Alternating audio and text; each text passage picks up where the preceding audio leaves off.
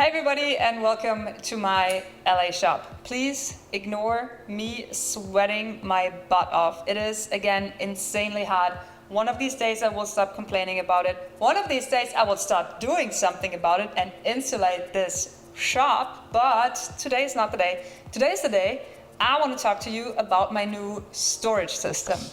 I've had many shops in the past, and I have built many systems to organize the things that I need and want and love to work with. That's why I realized that I have a couple rules that I follow when building these systems. And those rules I want to share with you today. Before I jump into the rules, I actually need to build a quick outfit table because my shop is just empty and I need a place to work. So I'm gonna build a quick outfit table, and then we can jump into the 6 rules for building a good storage system, I think.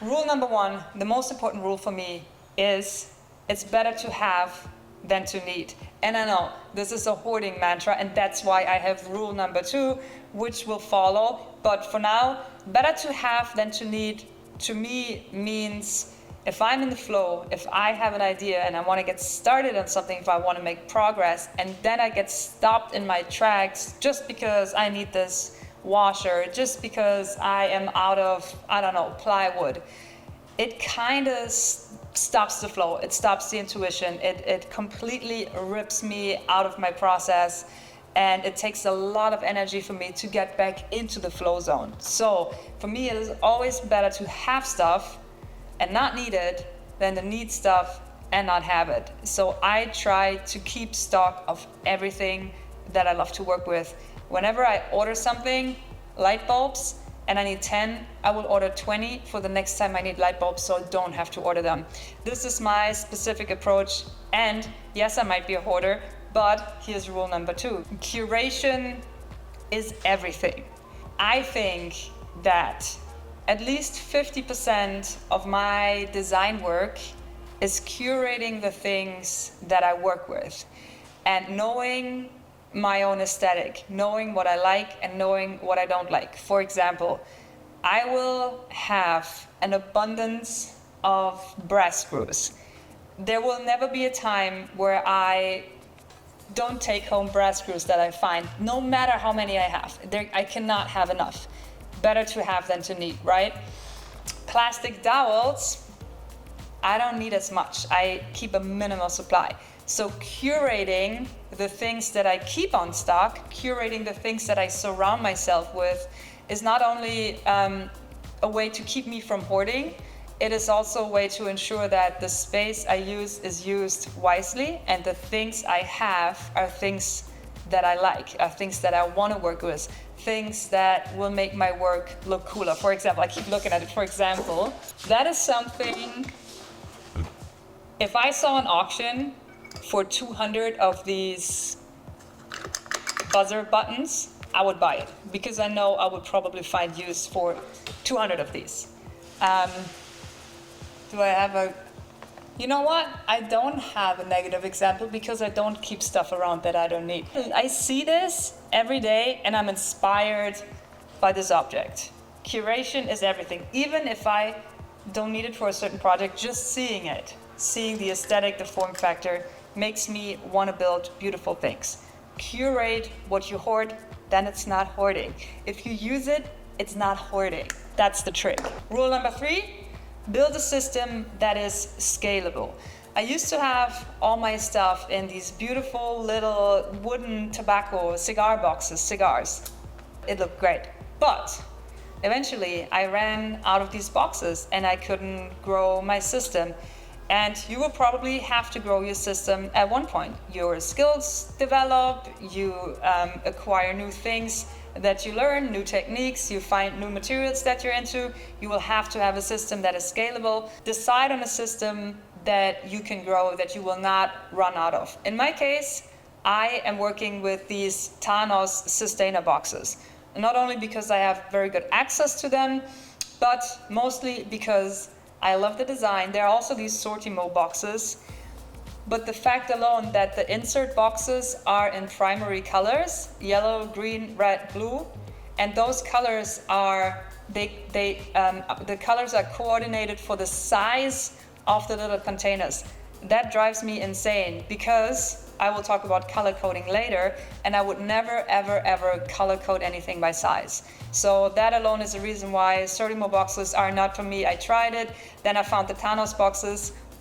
The inserts are all gray, but there is a way to color code them. I will talk about this in a little bit. Anyways, the Thanos boxes are great design. They look good, scalable. They are sexy, stackable. They also are the same footprint as the Festool Sustainer boxes, so I already have this system. Anyways, it makes the most sense for me. Yes, it's an investment, but you invest in your shop organization. So in my book, that's a good investment. Rule number 4, super important. It should actually be rule number 3 because it's so important. Make your system intuitive. Don't overthink how you categorize your stuff. You will need to come up with categories, but don't make it too intellectual. Make it more intuitive. At least that's my approach, because I don't want to stop and think, where do I have this buckle that I found 3 years ago in San Francisco? I want to kind of know. I want to know where it is. I want to intuitively know it's in the blue bin. It is next to that other buckle that I found in Cologne, you know? That's how my system works. Things are next to each other that relate to each other. It's more intuitive. It's not overthought. Very little that I do involves overthinking, to be honest. Is underthinking a thing? My system is underthinking, so it's more intuitive. All right, so I came up with 5 categories that I sort all my stuff in the Thanos boxes in. The first category is soft fabrication, and that is everything that has to do with soft stuff. Leather, fabric, cords, straps, sewing, all of these things are soft fabrication. Then we have wood, obviously, everything that has to do with woodworking. Screws, brackets, brass screws, you name it. Then we have metal, of course, wood, metal, bolts, nuts, handles, brackets, anything that has to do with metal. And then we have self-contained, which is stuff that is a system in its own. For example, the Festool Centrotech system. All the bits for my drills go into that thing. Or markers, pica markers, or tape measures. Self-contained. It makes sense to me. I don't know if it makes sense to anybody else, but that is my intuitive category that I chose. And then the last category, also super intuitive, I call it robots. And that is everything that has to do with electronics, wires, gears, bicycle chains, all that stuff is in the robots category. And those are my main 5 categories that I use to sort my stuff. And that brings me to rule number 5, and that is color code. I have those 5 categories, and I have 5 colors that I use to keep track of what is what. And then with one glimpse, I can see, oh, orange is woodworking, this is where my screws will be. And then those bins can be organized in a way that they relate to each other. So screw sizes are next to each other, glue and stain is next to each other. You know, that's how I intuitively kind of build out the system. And that brings us to the last rule, which is rule number 6, and that is build bigger than you need. Most of my Thanos boxes are not even half full, and that's because I'm starting fresh. I want space. I don't want to be done with the system and already out of space. I want to not think about the system for months and months and months, and then when I'm ready to make the next investment, when I'm out of space, I can do that. But for now, these boxes will help me a long time. I won't run out of space in the near future. Okay, those are my 6 categories. I need to mention one thing. It's pretty obvious, but yes, this is storage for smaller parts. And also, smaller parts are the hardest to keep track of. I think that's why it's the most important to have a good storage system and a good organization system for all these small parts, because it's relatively easy to store plywood. You build a rack and that's where your plywood is, or all the things that I find inspiring. I have these boxes and that's where that go, and this system can grow too. But the really difficult thing, I think, is to build a system for these smaller items. Thank you for watching, and I will see you next week with a new video about my crazy new equipment that's coming. I cannot wait to jump into project videos and get back to building stuff. That time has not come because I have to build the shop first. I don't even have dust collection right now. So I need to spend a little bit more time building out the shop. I am so impatient. I just want to build cool things. But I need to build the shop too. And I also want to make this the best shop I've ever had, so I want to take my time. So stick with me. Next week is going to be pretty crazy, I think. And I can't wait to show you all the tools that I selected for my new shop. All right, thanks for watching. I'll see you next week. Bye. This week's video is sponsored by Incog. You probably heard this before. Thousands of companies are collecting and trading your personal data, like email addresses, phone numbers, home addresses, all these things that are pretty sensitive. And while you technically have the right to request that they take this info down, it is super cumbersome, takes a lot of your time, and it's just very, very annoying. And that's where Incog comes into play. So Incog reaches out to those companies on your behalf and requests the takedown of those data, and they also deal with all the objection, they deal with the brokers, they do all that messy work for you. So if you're interested in trying this plan, go to incogni.com/Laura Kampf, use the promo code Laura Kampf to get 60% off of their services.